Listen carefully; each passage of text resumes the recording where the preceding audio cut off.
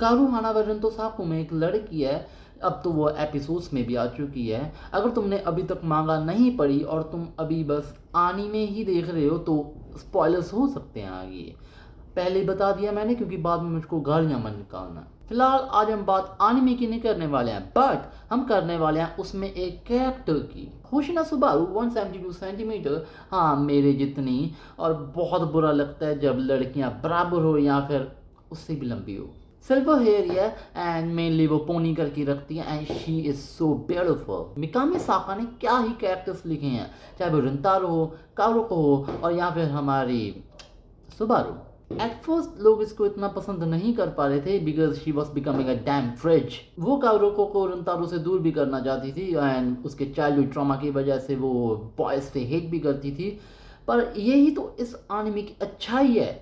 Character development अगर तुमको इस एनिमे में दिखेगी तो किस में दिखेगी? रिंतारो भी अपना को बदलता है एंड सुबारू ने भी वो ही किया। तुमने ये लाइन पक्का सुनी होगी कि इस जहान में, इस दुनिया में कोई भी किसी का नहीं होता।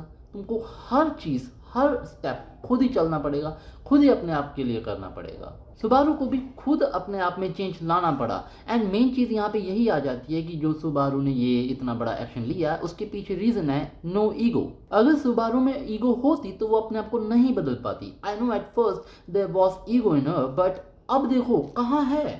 पता है मोस्ट ऑफ द पीपल की प्रॉब्लम क्या होती है? उन्हें पता ही नहीं होता है कि वो गलत है। उन्हें लगता है कि उनके ओपिनियंस, एक्शन सब वैलिड है, सब सही हैं और लोगों को उनके हिसाब से चलना चाहिए। उन्हें लगता ही नहीं कि वो ये चीज़ गलत कर रहे हैं। और दूसरे लोग आते हैं वो जिनको एक पॉइंट पे ये पता लग जाता है, उनको रियलाइज़ हो जाता है कि हाँ भाई यहाँ पे हम गलत हैं, बट फिर आते हैं ईगो। वो ईगो की वजह से उसी चीज़ को कंटिन्यू रखते हैं और बदलाव नहीं ला पाते कि हाँ भाई लोग क्या सोचेंगे, कि लोग क्या बातें करेंगे, कि हाँ भाई आ गया ना लाइन पे। जस्ट बिकॉज ऑफ एम्बेरसमेंट वो बदल ही नहीं पाते, वो अपनों से बात ही नहीं कर पाते कि पता ही नहीं क्या हो जाएगा। सुबारू ऐसे नहीं है। जब उसको रियलाइज होता है कि वो बुरे नहीं है, बुरी हूँ मैं, तो उसने भी अपने थॉट्स बदले। उसने कारुको से बात की इस बारे में, उसने ईगो छोड़ के अपोलोजाइज किया, उसने अच्छा व्यवहार करना शुरू कर दिया उनसे and most important thing, now she is happy. वो अब खुश है।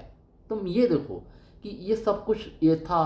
वो अगर ऐसी रहती कि हाँ भाई मैं इनको नहीं बुलाऊंगी, ये है कारुको, मैं इसका बहुत करती हूँ, तो चलो ये बुलाती रहे, कोई बात नहीं, मैं नहीं बुलाऊंगी। हाँ डीप डाउन अंदर से मैं खुद बुलाना चाहती हूँ उन्हें, बट जस्ट बिकॉज कि मैं एम्बेरस नहीं होना चाहती, मैं अपोलोजाइज नहीं करना चाहती, मैं अपने जो ईगो की जो वो है ना, जो मेरे मीडल्स, उसको मैं आए तुम समझ ही सकते हो कि मैं उनको नीचे नहीं करना लाना चाहती है। पता नहीं मैं क्या बोल रहा हूँ। कारुको उसके लिए सबसे ज़्यादा इम्पोर्टेंट थी और अब उसके मेल फ्रेंड्स भी उसके लिए इम्पोर्टेंट है। हाँ उससे कारुको से ज़्यादा नहीं, बट हाँ फिर भी परवाह करती है। तुम खुद देखना अपने आसपास, अपने कि समाज में तुम्हारा दोस्त या तुम्हारा भाई या कोई भी तुम्हारा रिलेशन में हो, जो कोई भी रिलेटिव हो, उसमें देखना कोई ना कोई ऐसा बंदा होगा जिसकी उस दूसरे इंसान के साथ बिगड़ गई हो और वो चाहता है, तुम्हारे साथ बात करता है कि हाँ भाई मैं उसको बुला लूँ, अगर वो मुझको बुला ले सामने से, जस्ट बिकॉज कि मैं नहीं चाहता कि मैं खुद जाकर उसको बुलाऊँ। अगर वो मुझको बुला ले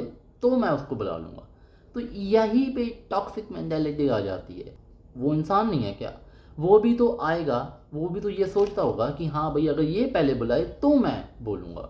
और हाँ ये इंसिडेंट है जो मैंने तुमको सारा बताया, ये रियल लाइफ में मेरे साथ भी हुआ है। मेरा दोस्त है, एक और दोस्त है, वो दोनों की अब नहीं बनती और यही रीज़न है। कोई पता नहीं कोई बात पे वो बिछड़ गए और अब मेरे जो सबसे क्लोज दोस्त है मेरा, उसके साथ बात होती है, वो कहता है कि भाई वो मुझको सामने से आकर बुला ले, मैं उसको बुला लूँगा, मैं बात करने को तैयार हूँ, बट वो खुद ही नहीं आता, वो खुद ही नहीं बात करता। तो यहीं पे अब आ जाती है कि हाँ भाई उनको लगता है कि वो स्पेशल है, उनको लगता है कि सारी की सारी दुनिया उनके लिए बनी है, कि वो प्रोटैगनिस्ट हैं इस दुनिया के। नहीं, कोई भी इस दुनिया का प्रोटैगनिस्ट नहीं है। वो सिर्फ मूवीज़, नॉवेल्स एंड ड्रामास में होता है जो एक प्रोटैगनिस्ट रखा जाता है। रियल लाइफ में हो सकता है but I don't think so, क्योंकि हम ह्यूमंस हैं और ह्यूमंस की लाइफ एक्सपेक्टेंसी इतनी ज़्यादा नहीं होती। आई मीन मैं 60 to 70 इवन 90 ईयर्स को भी मैं बहुत कम मानता हूँ। आई मीन 200-300 साल तो होने चाहिए थे यार, क्योंकि जब तुम्हें पता लगता है ना कि हाँ भाई तुम्हारे पास टाइम बहुत कम है। Even in my 20s I know कि मेरे पास अब बहुत कम टाइम बचा है, बहुत ही ज़्यादा कम टाइम। मैंने इतना ज़्यादा टाइम वेस्ट किया, उसके ऊपर मैं देखता हूँ कि हाँ भाई, मैं अभी रिग्रेट करता हूँ कि मैंने अपनी जो 16 साल की उम्र में, 17 साल की उम्र में जो अपना टाइम वेस्ट किया है, जो अब मुझको अब पता लग रहा है 20 साल की उम्र में आकर, वो रिग्रेटफुल है। और अब मैं रिग्रेट के अलावा कुछ नहीं कर सकता। अपने ईगो को साइड पे रखो, फीलिंग्स को आगे रखो और अपने हार्ड वर्क को आगे रखो और आगे बढ़ने की ट्राई करो। फिर पता लगेगा कि हाँ भाई, कुछ तो है। और हाँ, एक लाइब्रेरी अच्छी सी देख के चले जाया करो, वहाँ पे बुक्स पढ़ा करो, अपने दिमाग को थोड़ा सा रिफ्रेश करो, क्योंकि तुम्हारा दिमाग, मुझे पता है, ब्रेन रॉट हुआ पड़ा है। उसको रिफ्रेश करो, रीसेट करो। फिलहाल हाँ, आई नो हमारा जो टॉपिक होता है वो एनीमे के आसपास होता है, और अब मैं सामाजिक और मोटिवेशन की बोझ के नीचे दब गया, मुझे माफ़ कर दो। मुझको एनीमे की बात करनी चाहिए, क्योंकि मैं उसमें ज़्यादा सुटेबल हूँ। हर बात पे संदीप माहेश्वरी नहीं बना जा सकता हर एक इंसान से, और मैं नहीं बन सकता। ओके, तो ये मांगा ना हमें फ्रेंडशिप एंड लव के बारे में बहुत कुछ सिखाती है, एंड एहसास भी दिलाती है कि कुछ तो मिसिंग है ज़िंदगी में।